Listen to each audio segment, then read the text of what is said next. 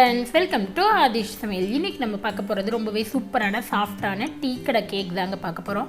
இது வந்து நம்ம வெண்ணெய் எண்ணெய் எதுவுமே யூஸ் பண்ண போகிறதில்ல, ரொம்பவே சிம்பிளாக செய்ய போகிறோம். அவ்வளோ டேஸ்ட்டாக சாஃப்டாக இருக்கும். இப்போ எப்படி செய்கிறது, இதுக்கு என்னென்ன தேவைன்னு பார்க்கலாமாங்க. ஆல்ரெடி நம்ம நிறைய கேக் வெரைட்டிஸ் போட்டிருக்கோம். நீங்கள் பார்க்கணுன்னா லிங்க் டிஸ்கிரிப்ஷனில் இருக்குது, போய் பாருங்கள். இப்போ இந்த கேக் செய்கிறதுக்கு பேட்டர் ரெடி பண்ணிடலாம். அதுக்கு இங்கே ஒரு பவுல் வச்சுருக்கேன்.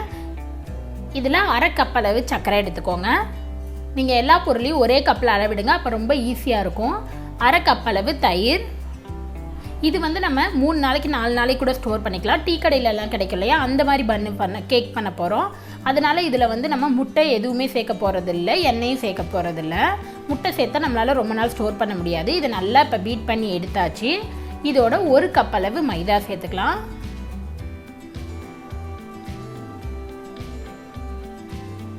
இதோட 1/2 டீஸ்பூன் அளவு பேக்கிங் சோடா, 1/2 டீஸ்பூன் அளவு பேக்கிங் பவுடர் சேர்த்துக்கலாம்.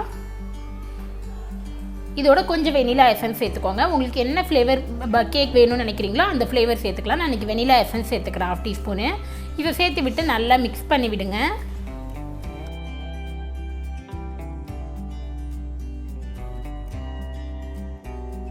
இப்போ எல்லாத்தையும் சேர்த்து விட்டு நல்லா மிக்ஸ் பண்ணியாச்சு. இதோட 1/4 கப் அளவு தண்ணி சேர்த்துக்கலாங்க. இதுவே நீங்கள் வந்து அன்னைக்கு மட்டும்தான் சாப்பிடுவீங்க அப்படின்னா இதோட நீங்கள் பால் முட்டை எது வேணாலும் சேர்த்துக்கலாம். இதுக்கு வந்து 2 முட்டை கரெக்டாக இருக்கும். பால் சேர்க்குறீங்கன்னா அரை கப் அளவு பால் சேர்த்துக்கோங்க. நீங்கள் இந்த தண்ணி சேர்க்க தேவையில்ல, அரை கப் அளவு பால் சேர்த்துக்கிட்டிங்கன்னா நல்லா கரெக்டாக இருக்கும். இப்போ எல்லாத்தையும் சேர்த்து விட்டு நல்லா மிக்ஸ் பண்ணியாச்சு. பாருங்கள், நமக்கு கேக் பேட்டர் இந்த கன்சிஸ்டன்சியில் இருக்கணும். அப்போ தான் கேக் வந்து நமக்கு ரொம்பவே சாஃப்டாக இருக்கும். இப்போ பேட்டர் ரெடி ஆகிடுச்சு. நம்ம டின்னு ரெடி பண்ணிடலாம். நான் இன்றைக்கி ஸ்கொயர் ஷேப் டின்னில் தான் ரெடி பண்ணி ஊற்ற போகிறேன். நீங்கள் வந்து ரவுண்ட் டின்னு என்ன ஷேப் வேணுமோ நீங்கள் டின்னு எடுத்துக்கலாம். இதை வந்து நெய்யோ எண்ணெயோ வச்சு நல்லா க்ரீஸ் பண்ணிக்கோங்க. இதில் பட்டர் பேப்பர் போட்டுக்கலாம். பட்டர் பேப்பர் இல்லை அப்படின்னா நீங்கள் மைதா வச்சு டஸ்ட் பண்ணி எடுத்துக்கோங்க. பட்டர் பேப்பர் போட்டுட்டு அதுக்கு மேலேயே எண்ணெயோ நெய்யோ வச்சு நல்லா ப்ரஷ் பண்ணி விட்டுருங்க. இப்போ நம்ம ரெடி பண்ணி வச்ச டின்னில் ரெடி பண்ணினா கேக் பேட்டரை சேர்த்துக்கலாம். நான் இன்றைக்கி இதை வந்து அவனில் தான் பேக் பண்ண போகிறேன். நீங்கள் கடாயில் கூட பேக் பண்ணிக்கலாம், ரொம்பவே ஈஸி தான். அதுக்கு எவ்வளோ நிமிஷம் பேக் பண்ணணும் அப்படின்றதையும் நான் சொல்லிடுறேன்.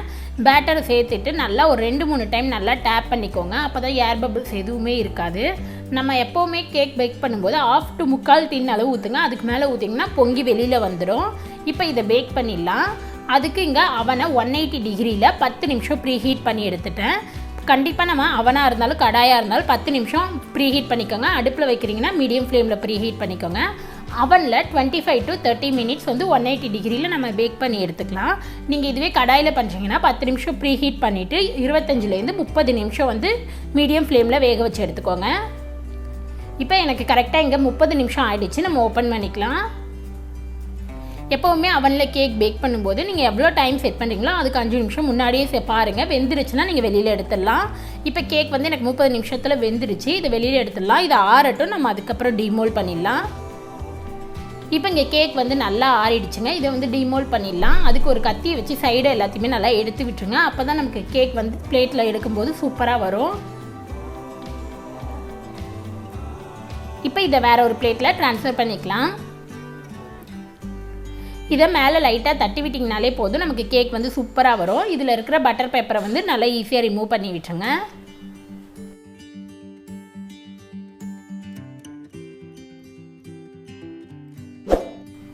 இப்போ பாருங்கள், நம்மளோட கேக் வந்து நல்லா அவ்வளோ சாஃப்டாக இருக்குது, நல்லா சூப்பராக இருக்குது பாருங்கள். அவ்வளோதான். இதை வந்து உங்களுக்கு என்ன மாதிரி சைஸ் ஷேப் வேணுமோ நீங்கள் அந்த மாதிரி கட் பண்ணிக்கலாம். நல்லா அவ்வளோ சாஃப்டாக இருக்குது பாருங்கள், உங்களுக்கு பார்த்தாலே தெரியும். இதை வந்து நீங்கள் 1 வீக் கூட ஸ்டோர் பண்ணி சாப்பிட்லாம், ரொம்பவே நல்லாயிருக்கும். ஏன் அப்படின்னா இதில் நம்ம எண்ணெய் வெண்ணெய் எதுவுமே பாலெலாம் சேர்க்கலை, ரொம்பவே சூப்பராக இருக்கும் இது. இதை வந்து நம்ம இப்போ இதை கட் பண்ணி எடுத்துக்கலாம் பீஸாக. நான் கடைகளில் கிடைக்கிற மாதிரி கொஞ்சம் பெரிய பெரிய பீஸாகவே கட் பண்ணிக்கிறேன். பாருங்கள், நமக்கு வந்து அவ்வளோ சாஃப்டாக இருக்குது.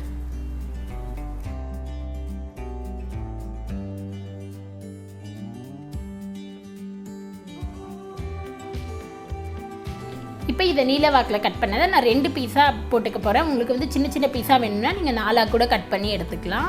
அவ்வளோதாங்க, சூப்பரான கேக் வந்து ரெடி ஆகிடுச்சு. ஈஸியாக இருக்கும், ரொம்பவே டேஸ்ட்டாக இருக்கும். கண்டிப்பாக நீங்களும் ட்ரை பண்ணி பார்த்துட்டு எப்படி இருந்துச்சுன்னு மறக்காமல் கமெண்ட்டில் சொல்லுங்கள். உங்களுக்கு இந்த வீடியோ பிடிச்சிருந்துச்சுன்னா சப்ஸ்கிரைப் பண்ணுங்கள். கூடவே இருக்கிற பெல் பட்டனை ப்ரெஸ் பண்ணுங்கள். அப்போ தான் நான் எப்போ வீடியோ போட்டாலும் உங்களுக்கு நோட்டிஃபிகேஷன் வரும். நெக்ஸ்ட்டு ஒரு நல்ல ரெசிபியில் உங்களை பார்க்குற வரைக்கும் பாய்.